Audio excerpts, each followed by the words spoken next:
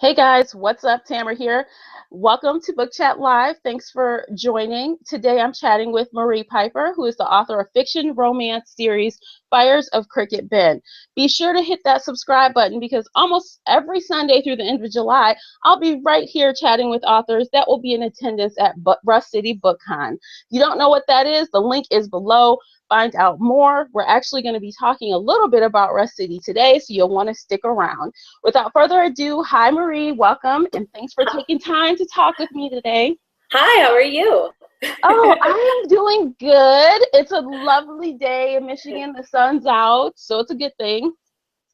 Right, it's lovely in Chicago today too. So Yeah, yeah. that's awesome.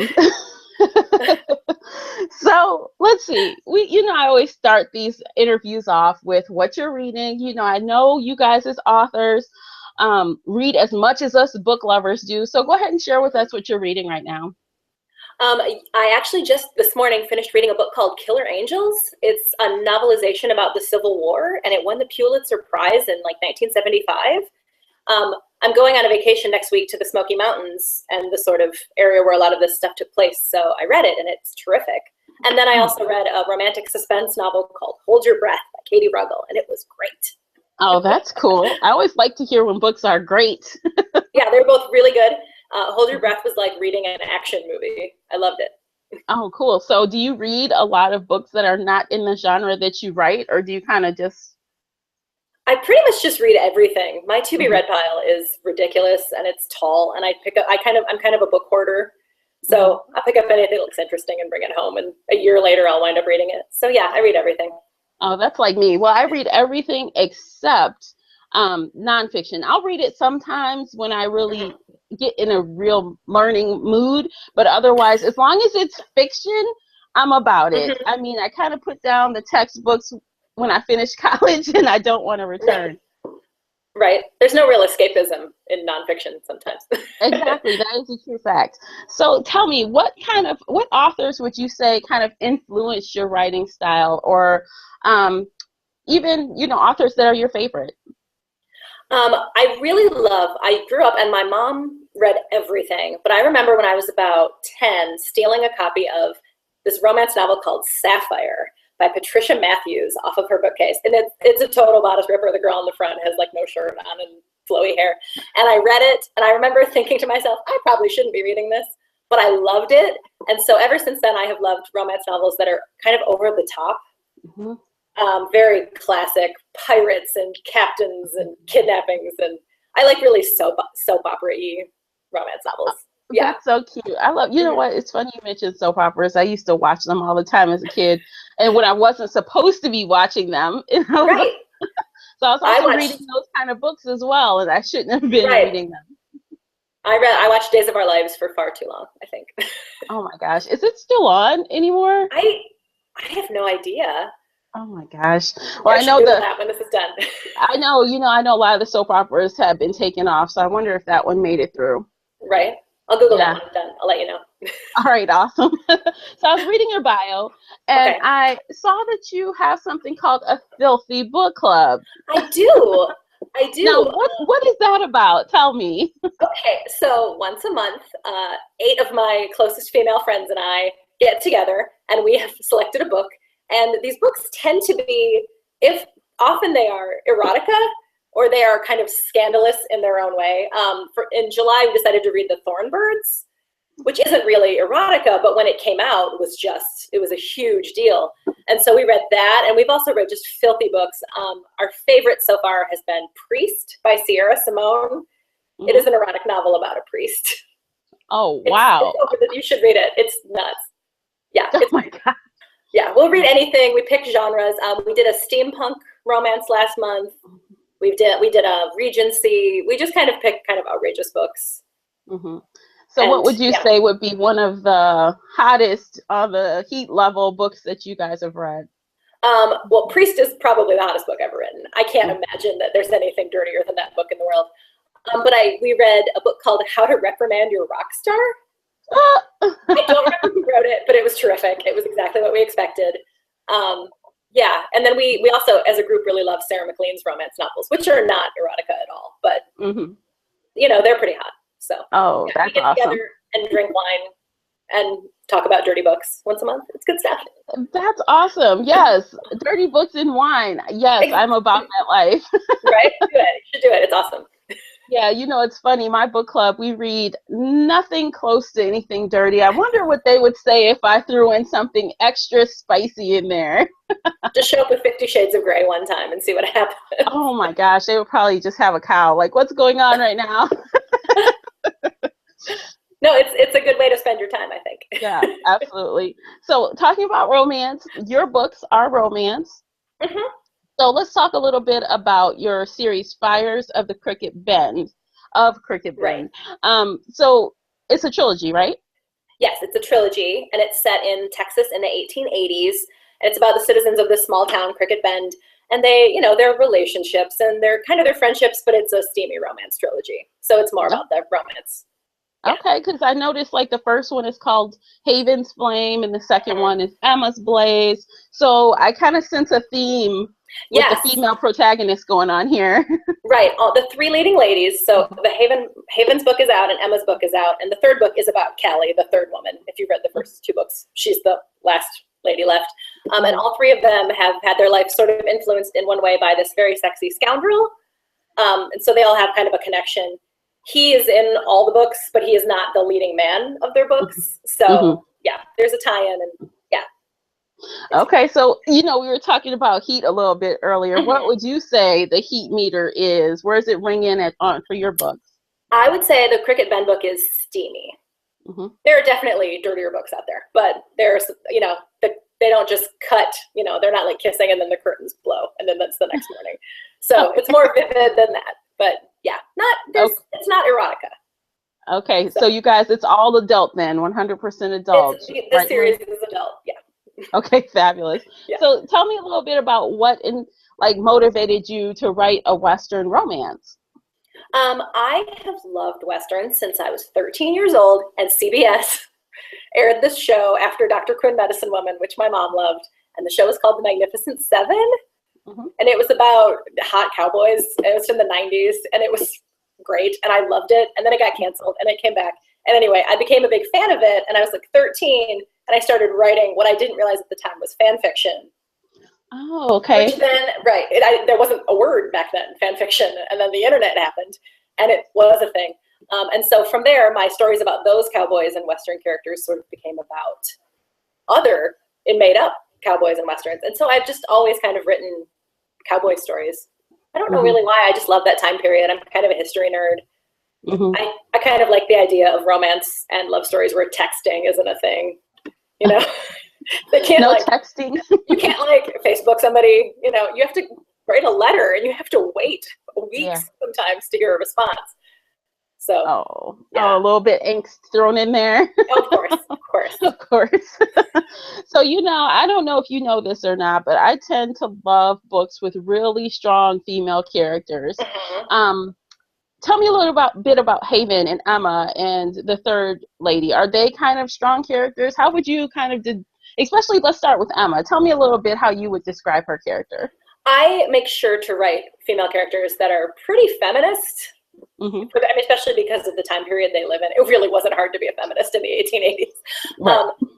Emma, they're very scrappy and smart, and they're never kind of just happy to sit around and bake bread.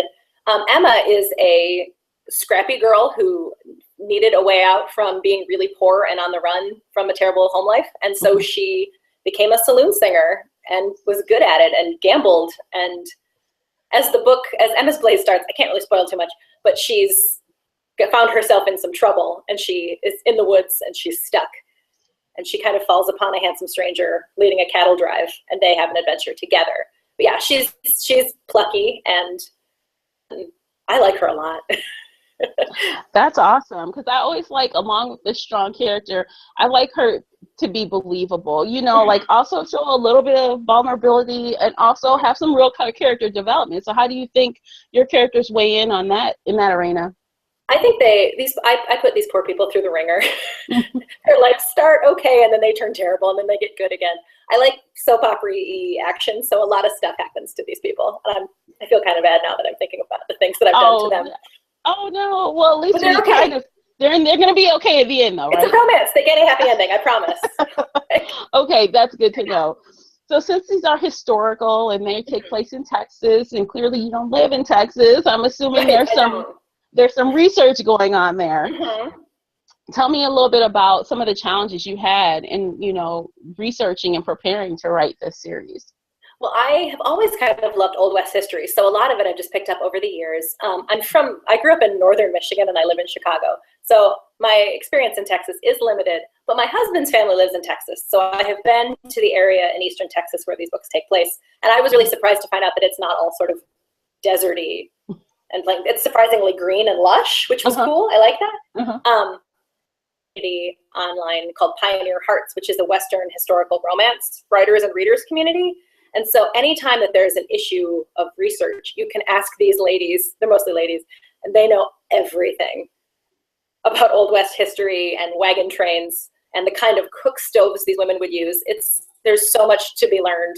I learn every day. So, but they're a wonderful resource. That's actually kind of cool to have a group that you can rely on in that type of way. That's excellent. Yeah. They're very cool.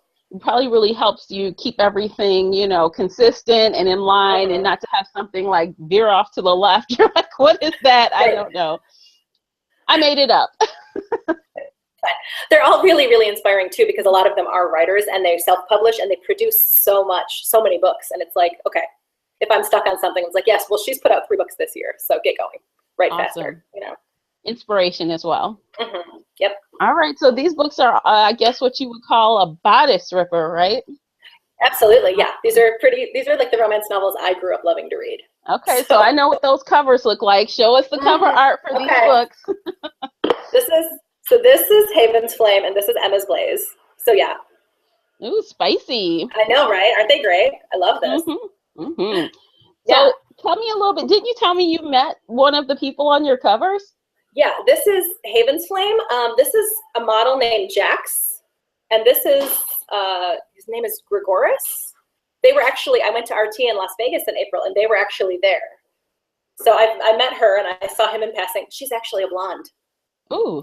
They made her brunette for my cover. Oh my goodness! And what does he look like? You can't really see his face, but is he nice in person?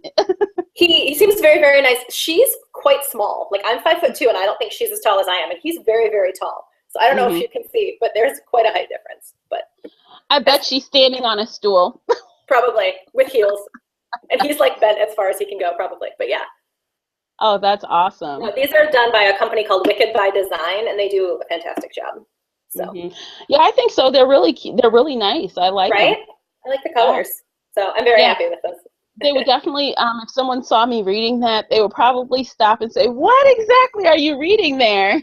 But I think they would know instantly what you were reading. Oh yeah, that's true. It would probably be a giveaway, right? Right, exactly. I think so. All right, so let's see. What else would you like the readers to know about Fires of Cricket Bend?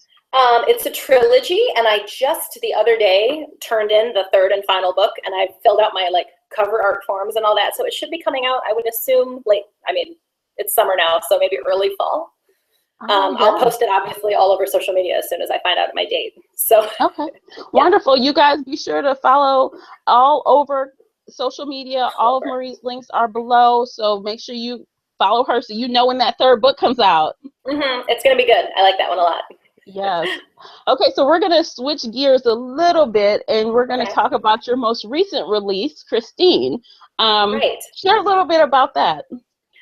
So Christine is the first book in what's going to be kind of a serial. It's 5 sort of short novels that all make an overarching series called Maidens and Monsters. And it's a little tricky to explain. So it's an Old West friendship story between 5 girls. Each of them is going to get their own book. And each book is an Old West take on a classic Gothic or horror novel, but without any supernatural elements. So the first one is Christine. So it's my Old West take on the Phantom of the Opera.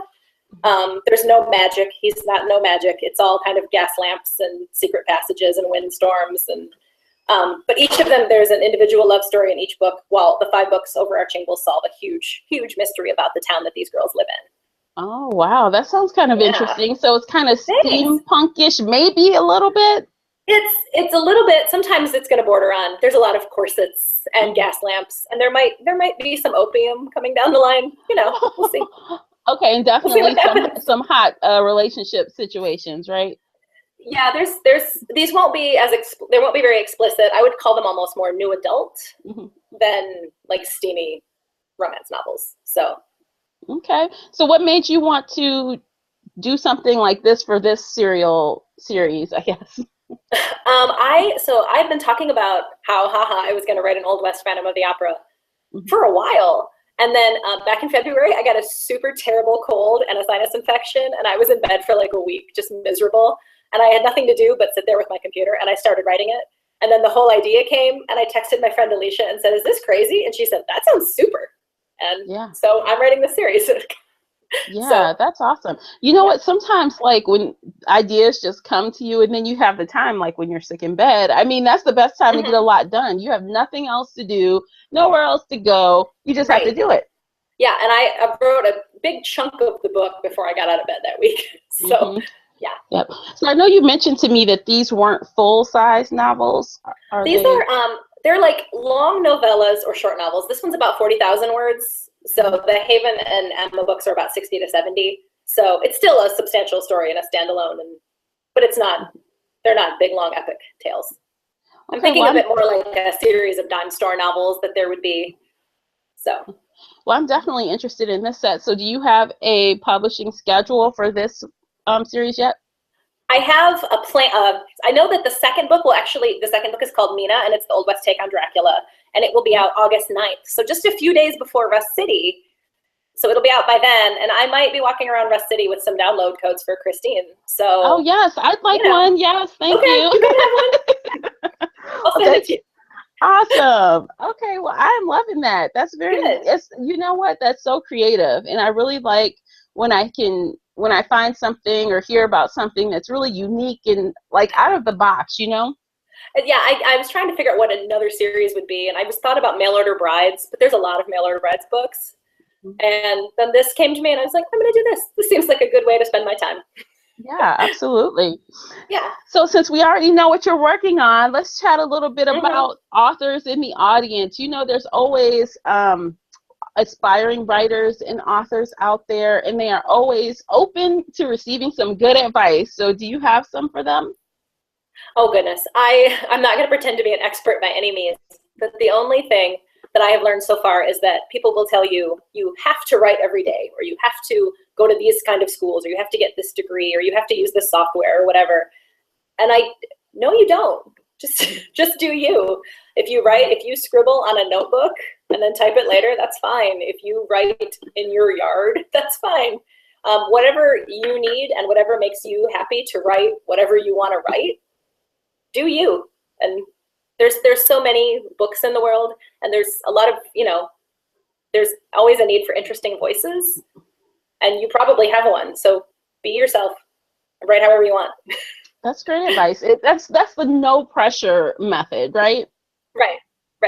You don't have to, I always say you have to write every day to be a writer. And I don't think you do. I think I don't write every day because I spend a lot of time in my head thinking about the stories that I'm going to sit down and write. So.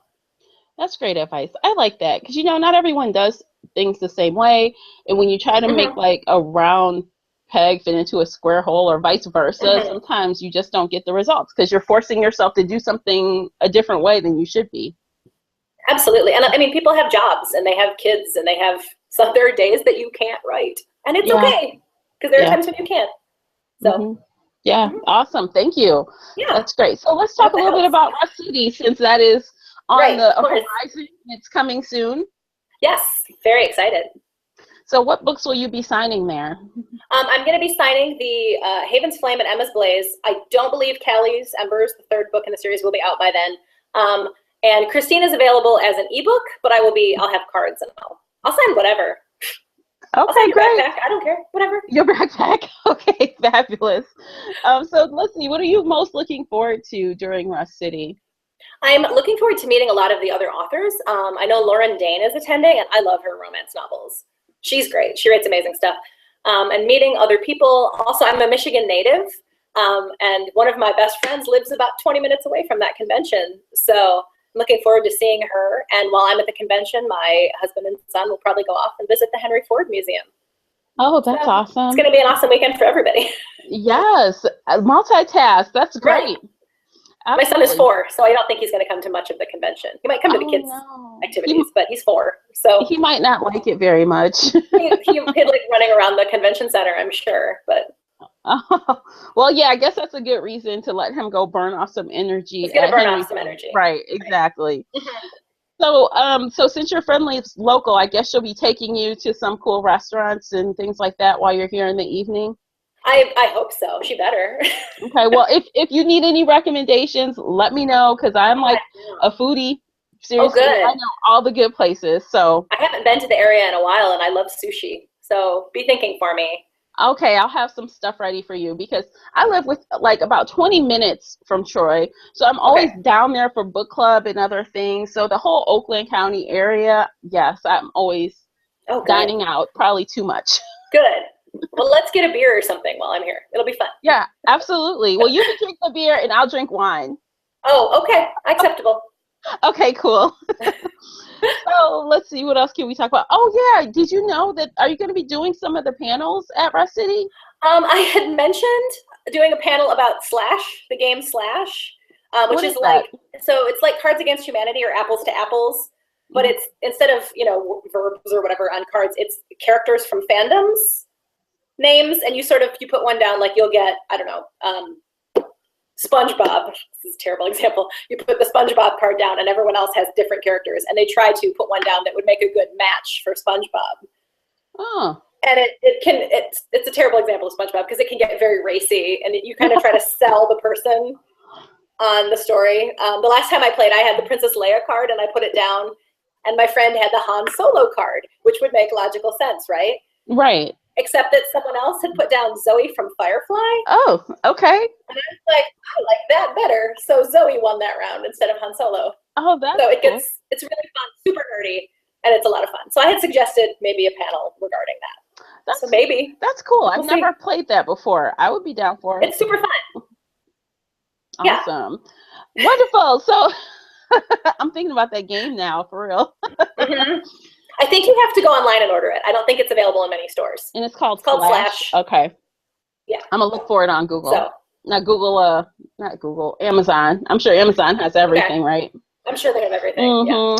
Okay, guys, before we jump into our oh-so-popular lightning round, I want to let you guys know that there is a giveaway available for you guys today.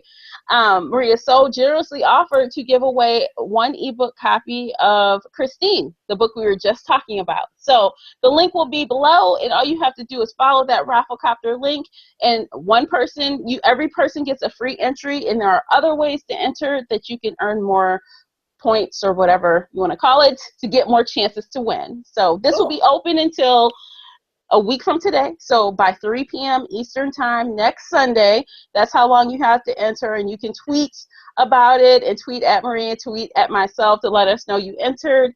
And yeah, so good luck, everybody. Yeah, so do you have anything else you want to share with us before we jump into the fun lightning round? No, this is great. I should probably point out that I am at a friend's house right now because she's having a birthday party, and they're out in the backyard, and they've hired a guy who brings animals to parties. So there's a sloth and a boa constrictor and a kinkajou and fruit bats, all kinds of crazy things, like not 50 feet away from me. So when we're done, I'm going to go play with the sloth. Oh my, I don't know about that boa constrictor, dude. That thing could like kill someone. I'm not into snakes, so that I won't be partaking in. But the sloth, I hope it's in like a really serious, hardcore like enclosure, because that thing, I think I would freak out if I saw that. He's probably going to come around the corner any second now. My God. I'm down with the other things though. I'll play with the little other pets and pet them and say hi to them, but not that snake. No snakes. I feel you. So. Okay, fabulous. We're on the same page. Good. So let's do the little rundown of the rules for the lightning round. Basically, I'm either going to ask you an open-ended question, which you can answer how you see fit, or a question that's A or B. So you can't say neither or both. You have to choose, Okay. No cop-outs. I'm ready. Okay. Alrighty. And so I'm going to set the timer. 1 minute goes really fast. So we're just going to try to answer as many as we can. Okay. Okay? It's like a game show. Let's do it. All right, here we go. Okay. Name your favorite food. Sushi. Name your favorite author. Jane Austen. Oh, romance or erotica? Romance. I feel. Series, yeah, series or standalones? Series. I love guess. series too. Yeah. Audiobook or bookish podcast? I'm going to say audiobook. I spend a lot of time in my car. So, vodka or rum? Rum. What's your typical Starbucks order? It is a venti iced latte with 3 pumps of raspberry syrup, and it's delicious. All right, Starbucks girl like myself. Yes. Okay. Urban fantasy or paranormal romance? Paranormal romance. Who doesn't like a vampire? All right. Immortal gods or fairies? Immortal gods. Sounds good. Insta love or insta lust? Insta lust. Come on. Oh, yeah, that's perfect. Okay, so we're done. Oh, well, that's fantastic. You know Keep what? going. I don't mind. You know what? I'm with you on the insta lust too. It's more believable. Right, and love comes later. So yeah, everyone can fall in lust right away, but done. Yes, awesome. That was so fun. I really appreciate you doing that. Oh, no problem. Let's do more. Yeah. Look, don't say that. I have like 60 questions. You'll be like, wait, are we at the end yet? I'm tired. We'll do the after show. You know what? I might actually do a podcast from Rust City. So maybe if you're around, I'll do all 60 questions. It'll be good. Okay. Sounds like a plan. So is there anything else you'd like to share before we sign off today? Oh, not really. Have a good Memorial Day weekend, everybody. And I'm a Twitter junkie, so tweet and say hi to me at Marie Piper Books. Awesome. Okay, thanks for watching, everyone. Be sure to follow Marie all over the web. Her links are below. If you'd like to pick up a copy of any of the titles we mentioned today, the Amazon links are below as well. And we, of course, thank you for watching. And until next time, happy reading. Bye, guys.